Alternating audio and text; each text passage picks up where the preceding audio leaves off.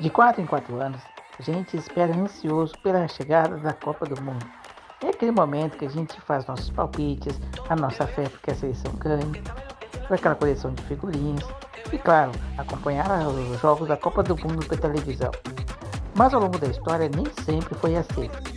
A Copa do Mundo FIFA só começou a ser transmitida no Brasil a partir de 1970, graças aos satélites do Brasilsat, lançado pela empresa brasileira de telecomunicações, a Embratel.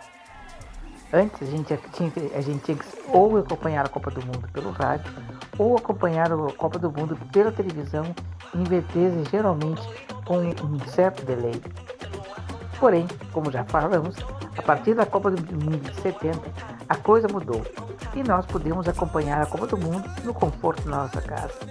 Mas as coisas evoluíram tanto que a gente poderia acompanhar também por TV fechada, ou seja, fazendo uma assinatura, e mais recentemente através do streaming ou acessando a internet. Nesse vídeo, a gente vai ranquear do menor a maior o número de emissoras que tiveram os direitos de transmissão na Copa do Mundo FIFA, e você vai ver essa curiosidade depois da vinheta. Oi pessoal, sou eu de novo, Marcelo Gonçalves Rosa, trazendo para vocês mais curiosidades sobre conhecimentos gerais. Se você está curtindo esse vídeo, como quem curte o seu time jogando um grande evento esportivo, peço como todo youtuber pede: curta, compartilhe e se inscreva para que você possa continuar ajudar a divulgar esse vídeo e também a divulgar para que chegue mais pessoas conteúdo de qualidade. A Copa do Mundo FIFA existe desde 1930, mas os direitos de transmissão aqui para o Brasil começou somente a partir de 1970. Curiosamente, havia um certo acordo entre as emissoras nacionais para que os direitos dos jogos da seleção brasileira não fosse monopolizado. A Tupi acabou assinando o contrato com a VT Latin Programs. Porém, esse contrato foi anulado e depois as emissoras fizeram um pool para comprar os direitos, que não foi fácil. No início, chegou-se a cobrar $1 milhão, mas a pressão brasileira, com um certo ar de blefe, acabou mudando tudo. E aí o Brasil acabou pagando pouco mais de $750 mil pelos direitos de transmissão da Copa do Mundo FIFA de 1970 no México, aquela que seria a primeira Copa transmitida para o Brasil. Você vai ver que nem todas as emissoras transmitiram todas as Copas do Mundo, por N razões. E antes de a gente falar, precisamos explicar o seguinte: era essa empresa que detinha os direitos. A partir de 74, foi criado um órgão chamado OTI, Organização das Televisões Ibero-Americanas, que tinha, dentre outras coisas, negociar os direitos de transmissão de eventos como os Jogos Olímpicos e a Copa do Mundo. No início, a maioria das emissoras que se associavam à OTI tinham como único objetivo comprar os direitos da Copa do Mundo. Elas pagavam, logicamente, uma anuidade, além de uma taxa extra pela aquisição dos direitos de transmissão. Isso começou a mudar a partir de 1979, quando a OTI passou a cobrar também a compra dos direitos dos Jogos Olímpicos, para só aí assim poder comprar também a Copa do Mundo. Porém, a partir de 2002, a FIFA começou a vender diretamente com as emissoras, e isso acabou beneficiando, por exemplo, a Rede Globo, que comprou os direitos exclusivos da Copa do Mundo e com direito a sublicenciamento. Nas Copas de 2002 e 2006, a Globo fez para prevalecer esse monopólio, embora tentasse vender os direitos, o que só aconteceria na Copa do Mundo de 2006. Porém, isso continuou ocorrendo nas outras Copas do Mundo, sempre com alguma emissora interessada. Por outro lado, as coisas começaram a mudar, quando veio a crise da pandemia e também a alta do dólar. Isso fez com que a Globo desistisse de comprar os direitos, a exclusividade dos direitos de streaming, fazendo que, nesse caso, a LiveMond comprasse os direitos de streaming e repassasse para a Cazé TV. Eu não sei se eu consegui explicar tudo, mas ao longo desse vídeo você vai ver mais curiosidades e informações que vão ajudar a incrementar essa história. Como já falei para vocês, esse vídeo será do baixo para cima, aquelas emissoras em ordem crescente de aquisição de direitos de transmissão. Criada em 2018 como emissora de streaming, a N Sports, em seguida, em pouco tempo, passou a transmitir também via linear ou por TV por assinatura. Recentemente, o N Sports foi adquirida pelo narrador Galvão Bueno, narrador oficial das partidas da N Sports, que ela vai compartilhar com o SBT. Essa vai ser a primeira Copa do Mundo FIFA da N Sports. 3 emissoras detêm os direitos, já detiveram ou detêm os direitos da Copa do Mundo FIFA, com 2 coberturas cada. Começando pela TV Gazeta, que foi fundada nos anos 60 e 70 e é ligada à Fundação Casper Libero. Em 74 e 78, ela fez parte das emissoras que se associaram à OTI, a Organização das Televisões Ibero-Americanas, para transmitir a competição. A grande curiosidade e destaque dessa equipe de TV Gazeta foi um dos primeiros trabalhos de Galvão Bueno, inclusive sempre contando a famosa história da troca de jogos, em que era para narrar um jogo da Bulgária e da Suécia, e que na verdade era a Alemanha Oriental e Austrália. As outras emissoras que também tiveram 2 transmissões são essas. A Fox já existia na América Latina desde os anos 90, mas demorou para chegar no Brasil. A Fox era detentora dos direitos da Taça Libertadores para a América Latina, mas não para o Brasil. Ela repassava esses direitos para os canais Sport TV. Mas com a chegada e a consolidação do Fox Sports, a emissora fez valer os seus direitos de transmissão. Porém, entre 2019 e 2020, houve um processo de aquisição da Fox Sports por parte do grupo dos canais ESPN. A Fox Sports transmitiu 2 Copas do Mundo, a Copa do Mundo FIFA de 2014 no Brasil e a de 2018 na Rússia. Também na época que ela tinha 2 canais, a Fox Sports dividia, tinha 2 transmissões alternativas. Uma mais na de 2014, uma mais bem-humorada, com a equipe comandada por Paulo Bonfá, conhecido por seus trabalhos no Sobrinhos do Ataíde e também no Rock Go MTV. E no outro ano, uma transmissão de Copa do Mundo exclusiva com mulheres, com destaque para a primeira Copa do Mundo de Renata Silveira.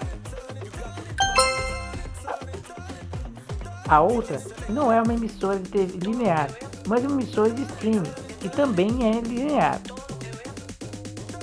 O canal de Casimiro Miguel é um canal de YouTube, como esse aqui eu estou usando.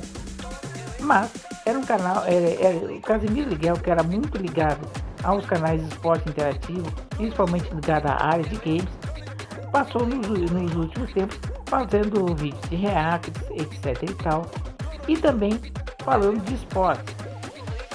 Nos anos 2000, no ano de 2018, 2019, 2020, o Casimiro Miguel começou a transmitir os jogos do Atlético Paranaense. E essas transmissões acabaram, de certa forma, dando know-how para que os canais Casimiro Miguel também transmitissem a Copa do Mundo, através de um sublicenciamento por parte da LiveMond, que comprou os direitos e as repassou para o canal de Casimiro Miguel, que mais tarde seria adquirido pela própria LiveMond. Na Copa do Mundo de 2022, eles transmitiram 22 jogos. Porém, nesta Copa do Mundo, o canal, a Cazé TV, vai fazer história ao transmitir todos os jogos da Copa do Mundo, sendo metade deles com exclusividade. Isso porque a Globo abriu mão de comprar toda a Copa do Mundo. Mas isso é uma outra história. E agora, vamos falar das emissoras que já adquiriram 3 direitos de transmissão da Copa do Mundo. Primeira emissora a operar no Brasil, a TV Tupi, foi uma TV importante, com sedes no Rio de Janeiro e São Paulo, e com retransmissoras em várias partes do país, inclusive aqui no Rio Grande do Sul com a TV Piratini. A Rede Tupi teve, no entanto, dificuldades de operação, que acabou se agravando ao longo dos anos. A TV Tupi veio a falir em 1980, e também quando o presidente Figueiredo decidiu cassar a concessão da emissora. Essa emissora seria repassada posteriormente para o empresário Silvio Santos, que a gente vai citar em seguida. A Rede Tupi foi até a primeira emissora a tentar comprar a exclusividade da Copa do Mundo, isso já na década de 70, em 1970. Mas as emissoras pressionaram e o governo anulou a assinatura deste contrato da Tupi com a já referida Veteran Group. E assim, a Copa do Mundo foi feita por um pool de emissoras e que tinha a Rede Tupi entre uma delas. Depois da Copa do Mundo FIFA de 1970, a Rede Tupi transmitiu também as Copas do Mundo de 74 e de 78. E salvo engano meu, a TV Tupi teria tido os direitos dos Jogos Olímpicos de 1980. A Tupi estava elegível para comprar os direitos da Copa do Mundo de 82, mas a falência, ocorrida em 1980, impediu que isso acontecesse. E como já dissemos, a concessão da Tupi acabaria ainda nas mãos de Silvio Santos, cuja explicação vem em seguida. Inicialmente uma emissora alternativa da TV Tupi, a TV Cultura de São Paulo, Canal 2, foi vendida para o governo do estado de São Paulo, que criou um órgão, uma organização não governamental, um órgão estadual para gerir a TV Cultura, a Fundação Padre Anchieta. A TV Cultura iria até interessar em transmitir a Copa do Mundo de 70, só que ela não adquiriu os direitos por conta da exibição de comerciais, e a TV Cultura não iria exibir comerciais, já que o estatuto das TV públicas impede a veiculação de publicidade. A TV Cultura transmitiu 3 Copas do Mundo, as Copas do Mundo de 74, 78 e de 82, juntamente com a Globo. Aliás, curioso, a Globo também exibia publicidade, mas quem viveu a época diz, por exemplo, que a TV Cultura colocava uns tapões verdes durante a exibição da publicidade. A Copa do Mundo FIFA de 82 também foi a última vez que a TV Cultura transmitiu um evento. Fundada em 1983, a Rede Manchete, que faz parte do Grupo Block, começou inicialmente como revista. Sim, amigos, a Manchete, que a gente conhece, teve origem como uma revista, que era vendida semanalmente.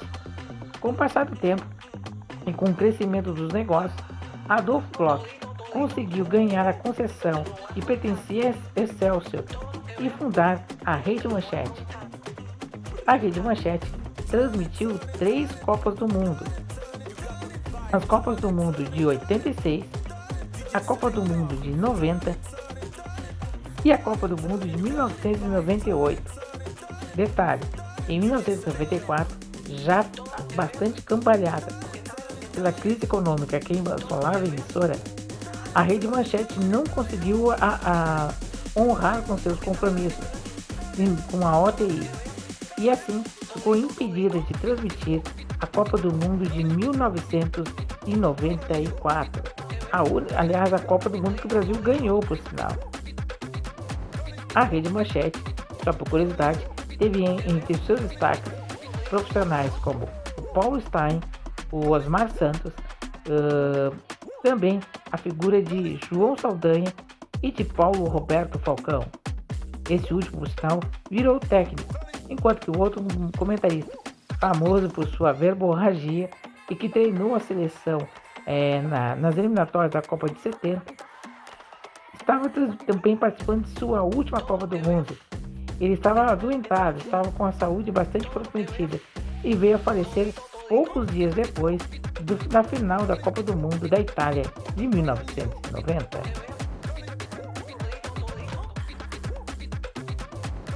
Fundada como um braço dos canais do grupo Bandeirantes de Comunicação, o Band Esportes, cujo slogan era o canal de todos os esportes, transmitiu também 3 Copas do Mundo, sublicenciada a partir em 2006, 2010 e 2014, a partir de um sublicenciamento junto à Rede Globo de televisão. E falando em Rede Globo, a Copa do Mundo começou também a ser transmitida no streaming em 3 ocasiões. A primeira em 2018, através do canal GE, e depois pelos canais Globoplay nas Copas de 2022 e na próxima Copa de 2026. Aliás, é bom lembrar que nessa mídia a Globo acabou abrindo mão da exclusividade dos direitos e a compartilhou com a Cazé TV. O resto, a história a gente já sabe o que aconteceu, né? E agora vamos falar das emissoras que adquiriram 4 direitos de transmissão. Surgida como a TVA ou TV Abril Esportes, mais tarde essa emissora chamaria-se ESPN Brasil. No Brasil já tínhamos o sinal na TV fechada da ESPN norte-americana, mas a ESPN Brasil chegou no Brasil em 1995, na cabeça do grande José Trajano. A ESPN transmitiu 4 Copas do Mundo, a primeira delas a de 1998, e depois transmitiria nas Copas do Mundo de 2006, 2010 e 2014. E embora não esteja nessa contabilidade, na de 2018 a ESPN também exibia VTs com os highlights dos jogos com narração própria. Era um negócio que a FIFA fazia antes. A FIFA também chegou a vender highlights. 2 emissoras transmitiram 5 Copas do Mundo.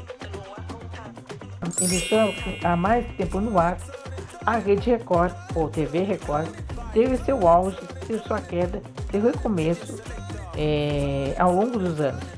A Record chegou a ser uma das mais importantes emissoras de São Paulo, com direito a telenovelas, jornalismo, linhas de show e tudo mais. Mas nos anos 70, a Record começou a entrar em crise e ela teve metade das suas ações vendidas ao grupo Silvio Santos. Isso permitiu que a Record transmitisse, por exemplo, a Copa do Mundo junto com o SBT em 86. Porém, a crise ficou pior e em 89 ela foi vendida para o bispo Edir Macedo Bezerra, dono da Igreja Universal do Reino de Deus. A Record resolveu se reestruturar e só voltaria a exibir a Copa do Mundo em 1998, que seria, por sinal, a última. E até de maneira curiosa essa última transmissão, porque a Copa do Mundo, a Record conseguiu provar que era adimplente referente aos direitos de transmissão da Copa do Mundo que tinham sido colocados à venda em 1987. Até então, a Record não estava impedida de transmitir, porque as demais emissoras, inclusive uma quase falida Manchete, se uniram para pagar os custos, a OTI, alegando que pagar os custos que a Record não pagou. A Record conseguiu recorrer e conseguiu os direitos, mas foi tanto na correria que não conseguiu, por exemplo, colocar profissionais dentro do estádio. Seja como for, a Record também é uma das emissoras que também está no clube dos 5 transmissões da Copa do Mundo. A primeira em um pool com a rede de emissões independentes, juntamente com a Bandeirantes, e depois na Copa de 74, 78, e voltaria a transmitir em 1986 em parceria com o SBT. E também, como já falamos, a última delas foi a Copa de 98. Por não ter comprado os direitos dos Jogos Olímpicos de 80, ela ficou impedida de comprar os direitos da Copa do Mundo de 82. Mas a Record resolveu comprar os direitos radiofônicos e colocou o Silvio Luiz a narrar um jogo de Copa do Mundo como se fosse na televisão. E a campanha assista a Copa pela Globo, baixe o som e ouça a Copa pela Record deu tão certo que acabou dando ótimos índices de audiência para a Rádio Record, graças ao carisma e também ao incrível talento de Silvio Luiz. A outra emissora que também tem 5 Copas do Mundo é o Sistema Brasileiro de Televisão, o SBT, que começou a ganhar vida a partir de 1981, embora Silvio Santos já tivesse a concessão da TV Estúdio. Porém, a aquisição de outros canais, como a TV Piratini do Rio Grande do Sul e outras emissoras espalhadas no Brasil, deu origem ao chamado Sistema Brasileiro de Televisão, que acabou dando inclusive o nome à emissora. E aí ficou só a sigla, logicamente, SBT. O SBT tentou transmitir a Copa do Mundo FIFA de 82, alegando que ela tinha os direitos provenientes da compra da TV Tupi. Mas nem o FIFA e nem o OTI, salvo engano meu, acertaram a argumentação. E assim, a SBT ficou sem transmitir a Copa do Mundo. Ao adquirir os direitos da Copa dos Jogos Olímpicos de Los Angeles de 84, o SBT tornou-se elegível para comprar os direitos da Copa do Mundo de 86, que ela transmitiu em pool, junto com a TV Record. Além de seus próprios profissionais e dos profissionais do SBT, uma figura bastante marcante também nessa Copa, além dos narradores Luiz Alfredo, Silvio Luiz, etc. e tal, tivemos também a figura de Marcelo Taz, fazendo o sarcástico Varela, o repórter que nunca amarela. E por falar em amarela, na Copa de 90 também temos destaque de um personagem que chamaria-se S. Betão, que na verdade acabou se conhecido mais por Amarelinho, um bonequinho que aparecia durante eventos como torcendo pelo Brasil, ou tomando susto, ou lamentando um gol que o Brasil tomou, ou vibrando com o gol que o Brasil fez.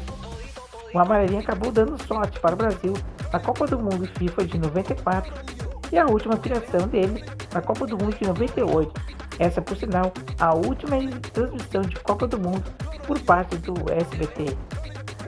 O SBT irá transmitir a Copa do Mundo de 2026 em parceria com a N Sports, com narrações de Galvão Bueno e também do nosso amigo Thiago Leifert. Na medalha de bronze das transmissões, podemos destacar agora o Sport TV. Criada como um braço de canais esportivos dos canais Globosat, o antigo Top Sports começou inicialmente transmitindo apenas os VTs de jogos em horários alternativos na Copa do Mundo FIFA de 94. Porém, a partir de 1998, o Sport TV adquiriu os direitos para exibir os jogos ao vivo.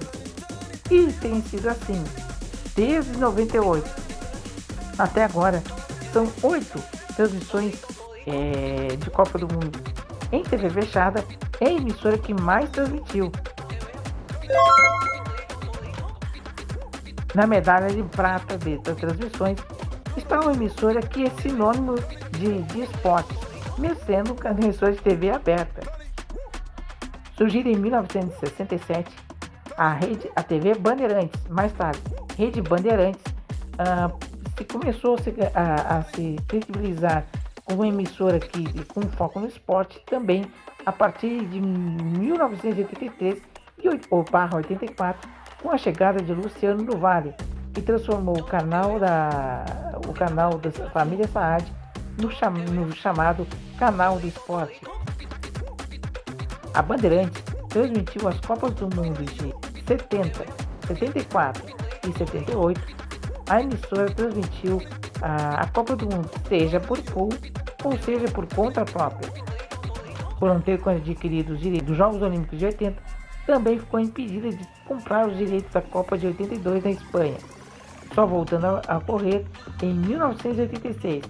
E foi assim em 90, em 94 e 98, sempre com a figura marcante de Luciano do Vale.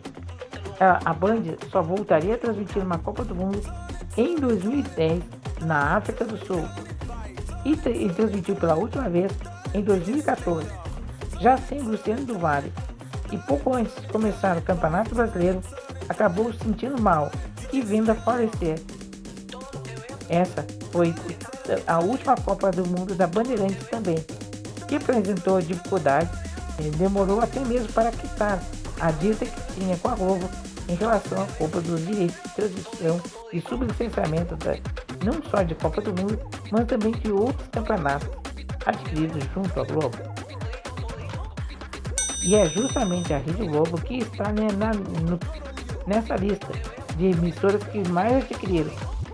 Desde que surgiu a Copa do Mundo, desde que a Copa do Mundo passou a ser transmitida no Brasil, que a emissora A Vênus Platinada transmite em 70 e como forma de um pool, depois por conta própria em 74, em 78 e 82, juntamente com a TV Cultura, também adquiriu os Jogos Olímpicos e ficou apta para comprar os direitos da Copa do Mundo de 82, que ela compartilhou com a TV Cultura. Aliás, a TV Cultura não transmitiu a Copa com sua equipe própria, mas sim reportou o sinal da Rede Globo. A emissora também transmitiu as Copas do Mundo de 86 até o presente momento.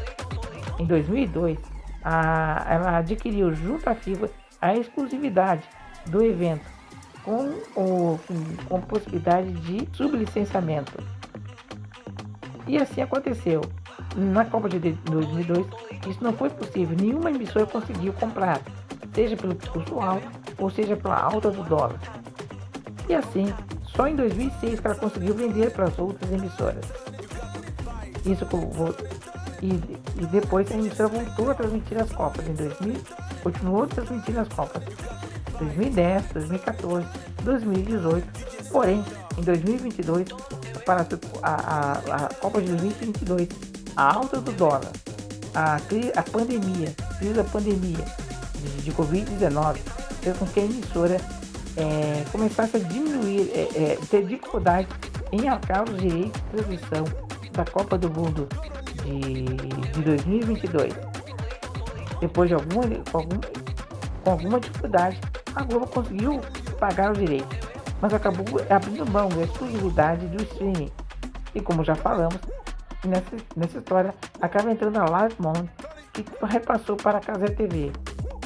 O que ninguém esperava é que a concorrência que teria depois. Na Copa 2026, a Globo continua detentora dos direitos, no entanto, sem mais aquela exclusividade. E mais, a emissora optou por não transmitir todos os jogos. Ela transmite apenas metade, todos os jogos da seleção e mais os outros jogos. Porém, quem detém os direitos de escolher os jogos é a LiveMond, que detém também o canal Cazé TV. E aí, você vai acompanhar a Copa por onde? Pela Globo? Pela Cazé TV? Ou pela N Sports e pelo SBT? Comente aí. Beleza, galera?